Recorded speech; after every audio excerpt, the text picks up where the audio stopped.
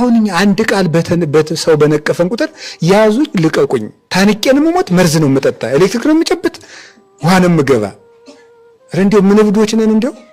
እኔ እንደው መድኃኒዓለም ልብ ይስጠን መድኃኒዓለም። ለምን እንዲህ ተብዬ ተሰድቤ ምንለውን ማለት ነው።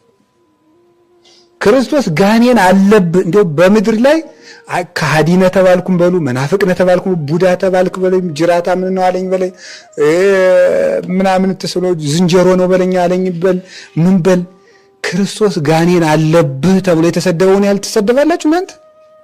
ይሄን የሚያህል ስድብ የማን ስድብ? በዓለም ላይ ያለው 7 ቢሊዮን ህዝብ አንዱ ነው ቢሰደብ የክርስቶስን ይችን ስድቡን አንዲቱን አታክልም። እንዴት የመላእክት አምላክ ጋኔን አለብህ ይባላል? ይሄን እንኳን ችሏል። የፍጹም ትሕትና ነው። እና የይቅርታ ልብ የሌለን ልባችን ተራራ ሆኖ የገዘፈ በጣም የተናገረኝ ነገር እኮ ከባድ ነው ስላልገባችሁ ነው የምንል አውሬዎች እውነት የክርስቶስ ልጅ ነን የማለት ድፍረት አለን? ፈጽሞ እንዴት በክርስትና ላይ እየቀለድ እንደሆነ ተመልከቱት። ይቅርታ የሌለው ሰው የዲያብሎስ ባልንጀራ ነው። ክርስቶስ እንዲህ እየተባለ እንኳን ችሏል። እኔ በህይወቴ ዘመን ሁሉ አልታረቅም ብላችሁ ምክንያት የምታቀርቡ ሰዎች የምታቀርቡት ምክንያት ሁሉ በፍጹም ውሃ ያነሳም። ምነግራችሁ ይሄንን ነው።